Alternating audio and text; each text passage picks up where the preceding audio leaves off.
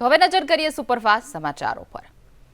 અમદાવાદમાં 5 દિવસ ગરમીનું રેડ એલર્ટ। અમદાવાદનું તાપમાન 45 ડિગ્રીને પાર જશે। રેડ એલર્ટને લઈને તંત્ર સતર્ક।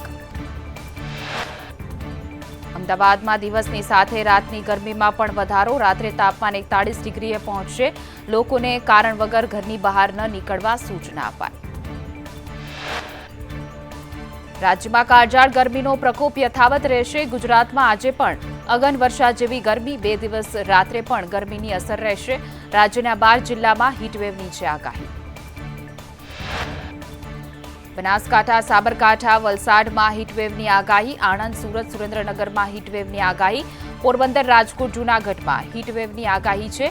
ભાવનગર, પોરબંદર, અમદાવાદમાં રાત્રિમાં પણ ગરમ રહેશે।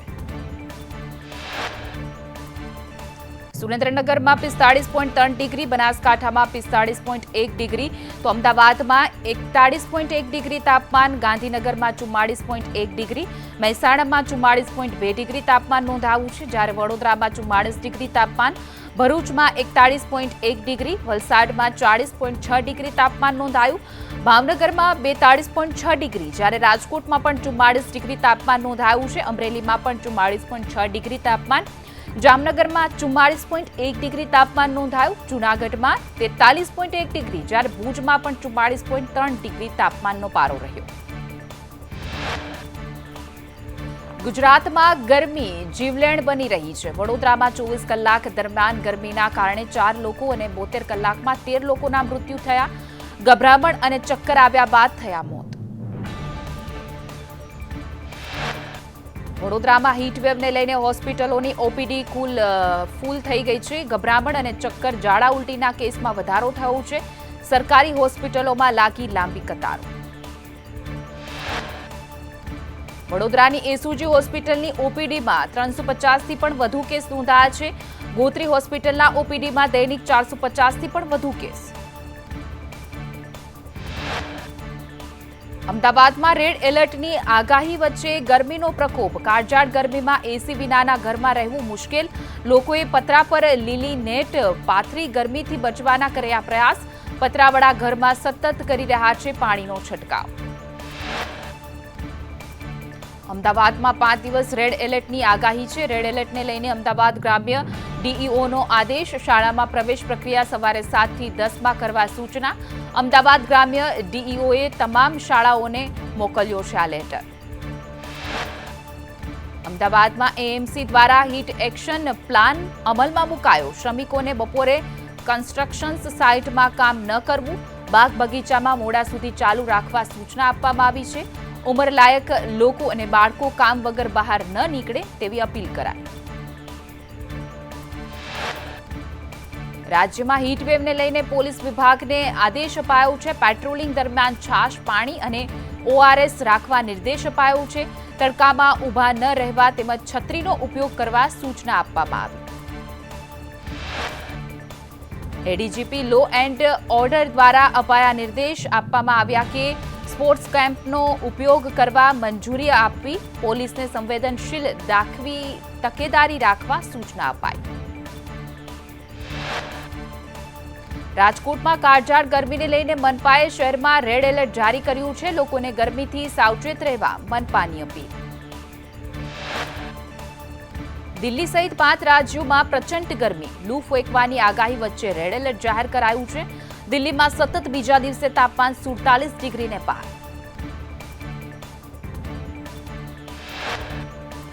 ગુજરાત સહિત દેશના અન્ય રાજ્યોમાં પ્રચંડ હીટવેવ। આગામી 5 દિવસ તાપમાનનો પારો 47 ડિગ્રી સુધી જવાની શક્યતા છે। દિલ્હી, ગુજરાત, એમપી અને ઓડિશામાં હીટવેવની આગાહી। 4 રાજ્યોમાં હવામાન વિભાગે આપ્યું છે ગરમીનું રેડ એલર્ટ। તો દિલ્હીમાં સતત બીજા દિવસે તાપમાનનો પારો 47 ડિગ્રીને પાર। ગુજરાત, દિલ્હી, યુપી, હરિયાણા અને રાજસ્થાનમાં તાપમાન 44 ડિગ્રીને પાર છે। દિલ્હી સરકારે શાળાઓમાં રજાનો આદેશ જાહેર કર્યો છે।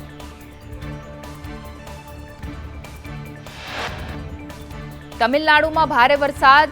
કોડાઈનેકનાલના પહાડી વિસ્તારોમાં ધોધમાર વરસાદ વરસ્યો। અવિરત વરસાદ વરસતા પૂર જેવી સ્થિતિ સર્જાઈ। પૂર્વ કેન્દ્રીય મંત્રી જયંત સિન્હાને ભાજપે આપી નોટિસ। શોકોઝ નોટિસ આપી 2 દિવસમાં જવાબ માંગ્યો છે. ટિકિટ કપાયા બાદ પ્રચાર માટે ન આવ્યા જયંત સિન્હા. જયંત સિન્હાએ મતદાન ન કર્યાનો પણ નોટિસમાં છે ઉલ્લેખ.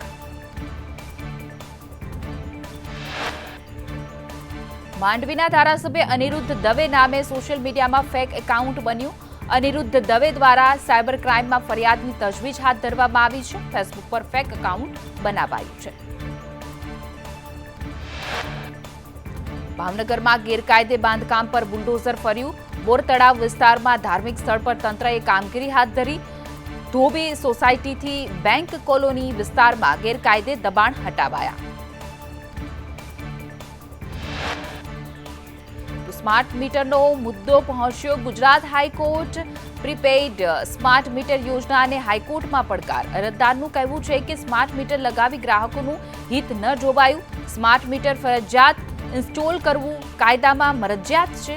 અરજદારનો કાયદાકીય રીતે અરજી કરી યોજનાનો વિરોધ કર્યો.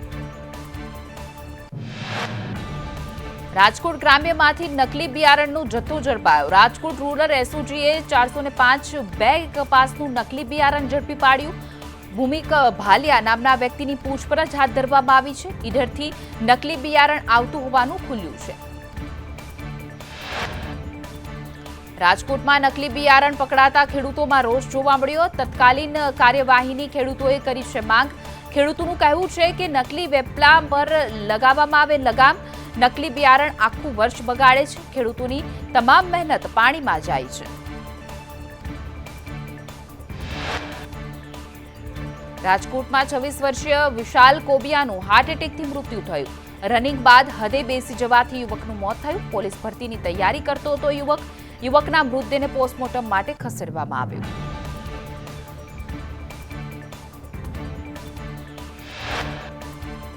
રાજકોટના અટલ સરોવર અને નવા રેસકોર્સમાં સહેલાણીઓ સાથે ઉઘાડી લૂંટ. નવા રેસકોર્સ સર્કલમાં ખાણીપીણીના ગેરકાયદે સ્ટોલ લાગ્યા. ખાનગી કોન્ટ્રાક્ટરો દ્વારા પીવાના પાણીની વ્યવસ્થા પણ નથી કરાઈ. સહેલાણીઓ મોંઘું પાણી ખરીદીને પીવા મજબૂર બન્યા.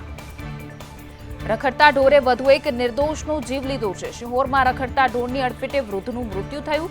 આખલાએ વૃદ્ધને અડફેટે લીધા. ભાવનગર શહેર અને ગ્રામ્યમાં ઢોરનો આતંક. ગાંધીનગર જિલ્લા તિજોરી ખાતાના પટ્ટાવાળો 20,000ની લાંચ લેતા ઝડપાયો. પગાર બિલ, એરિયર અને ફિક્સ ટુ ફૂલ પે માટે માંગી હતી લાંચ. એક બિલ માટે 3,000થી 5,000ની માંગી હતી લાંચ. એલસીબીએ 20,000ની લાંચ લેતા રંગે હાથ ઝડપી પાડ્યું. ગીર સોમનાથના મટાણા ગામે 40 વર્ષ જૂનો 7 ગામને પીવાનું પાણી પૂરું પાડતો ટાંકો અતિ જર્જરિત બન્યો. છેલ્લા 10 વર્ષથી ટાંકાની સફાઈ ન થતા લોકો ગંદુ પાણી પીવા મજબૂર બન્યા. વર્ષો જૂનો ટાંકો પાડી નવો ટાંકો બનાવવા ગ્રામજનોની માંગ. પોરબંદરમાં ચોમાસાને ધ્યાનમાં રાખીને પ્રી મોન્સૂન કામગીરી શરૂ કરાઈ છે. વૃક્ષોની ડાળીઓનું કટિંગ અને નબળા વીજપોલ હટાવવાની કામગીરી હાથ ધરવામાં આવી છે. ડ્રેનેજ સિસ્ટમની સફાઈ કરવામાં આવી. સાથે જ પાલિકાએ શહેરમાં જર્જરિત ઇમારતોનો સર્વે કરીને નોટિસ બજવણીની કામગીરી શરૂ કરી છે. સુરતમાં ડુમસની 2.17 લાખ ચોરસ મીટરની સરકારી જમીનને લઈને કોંગ્રેસનો સીએમને પત્ર. સરકારી પડતર જમીનમાં કૌભાંડ થયું હોવાના આક્ષેપ કરવામાં આવ્યા. કોંગ્રેસના તુષાર ચૌધરી, દર્શન નાયકે કરી તપાસની માંગ. તો ગણોતિયાના નામ દાખલ કરવાના કૌભાંડનો કોંગ્રેસનો છે આક્ષેપ. કોંગ્રેસે જમીનને લઈને આરોપ લગાવતા કહ્યું કે પૂર્વ કલેક્ટર દ્વારા ભ્રષ્ટાચારની આશંકા. 2 તત્કાલીન કલેક્ટરના નિર્ણયમાં વિરોધાભાસ. તત્કાલીન કલેક્ટર આયુષ ઓકે ભ્રષ્ટાચાર કર્યો છે. સરકારી જમીન મુદ્દે એસઆઈટીની રચના કરવા કોંગ્રેસની માંગ. કલ્યાણપુરના સૂર્યવદર પાસે સાની ડેમના નિર્માણ કાર્યને ઝડપી પૂર્ણ કરવા માંગ ઉઠી છે. 6 વર્ષથી આ ડેમ ખાલી હોવાને લઈને 110 જેટલા ગ્રામજનોને અસર. ડેમનું નિર્માણ કાર્ય ઝડપી રીતે પૂર્ણ કરવા માંગ ઉઠી.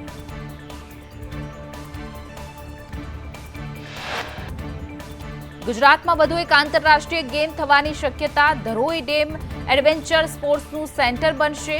આર્યનમેન ટ્રાયથ્લોન કોમ્પિટિશન્સ યોજાઈ શકે છે. અંદાજે 30 દિવસનો આ ફેસ્ટિવલ યોજાય તેવી શક્યતા. નર્મદામાં ચેતર વસાવા અને પોલીસ આમને સામને. પોલીસે સમર્થકોને રાજપીપળામાં રોકતા મામલો ગરમાયો. સમર્થકો ભ્રષ્ટાચાર અંગે આવેદનપત્ર આપવા આવી રહ્યા હતા. ચેતર વસાવાએ લગાવ્યા ગંભીર આક્ષેપ. કહ્યું કે આદિવાસીઓની ગ્રાન્ટ અમુક એજન્સીઓને અપાય છે. કરોડો રૂપિયાના આયોજનો બારોબાર કરાય છે. યોગ્ય કાર્યવાહી ન કરાય તો જન આંદોલન કરાશે. અમદાવાદના અનંતનગર વિસ્તારમાં નિવૃત્ત આઈઆરએસ અધિકારીના બંગલોઝમાં ઘૂસીને લૂંટનો પ્રયાસ. નિવૃત્ત અધિકારીએ ટીપોય લૂંટારા ઉપર ફેંકી હતી. થોડી ઝપાઝપી બાદ લૂંટારૂને બાનમાં લઈને પોલીસને સોંપ્યો હતો. પોલીસે વધુ તપાસ હાથ ધરી છે. બનાસકાંઠામાં યુવાધનને નશાના રવાડે ચડાવવાનું કાવતરું. દિયોદરના કુવાતા ગામેથી 8 કિલોથી પણ વધુ ગાંજો ઝડપાયો છે. એસઓજીએ પોપટ વણકર નામના શખ્સની ધરપકડ કરી છે. સમગ્ર મામલે પોલીસે વધુ તપાસ હાથ ધરી છે.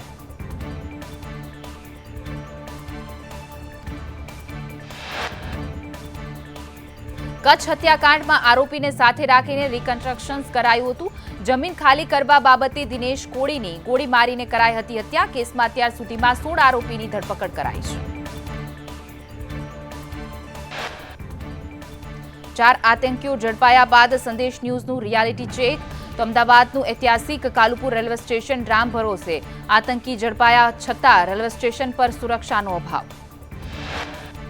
અમદાવાદ કાલુપુર રેલવે સ્ટેશનમાં સુરક્ષા કર્મીઓની ઓફિસમાં તાળા. કાલુપુર રેલવે સ્ટેશનના ગેટ પર કોઈ તપાસ નહીં. તો સ્ટેશન પર હજારો મુસાફરોની અવરજવર.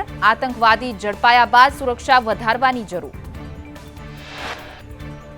ગુજરાત એટીએસે અમદાવાદ ઇન્ટરનેશનલ એરપોર્ટથી આઈએસઆઈએસના 4 આતંકીઓ પકડ્યા. ઝડપાયેલા તમામ આતંકી શ્રીલંકાના હોવાનું સામે આવ્યું. બાતમીના આધારે ગુજરાત એટીએસની મોટી કાર્યવાહી. આતંકવાદીઓ કોલંબોથી ચેન્નઈ અને ચેન્નઈથી અમદાવાદ આવ્યા. આતંકીઓ આઈએસઆઈના હેન્ડલરને ફોલો કરતા હતા. અમદાવાદથી ક્યાં જવાના હતા તે અંગે તપાસ ચાલુ છે. 4 આતંકીઓની તપાસમાં એટીએસના એસપી સુનિલ જોશીનો મોટો ખુલાસો. ભાજપ, આરએસએસ, યહૂદીઓ અને ખ્રિસ્તી ધર્મના લોકો હતા ટાર્ગેટ પર.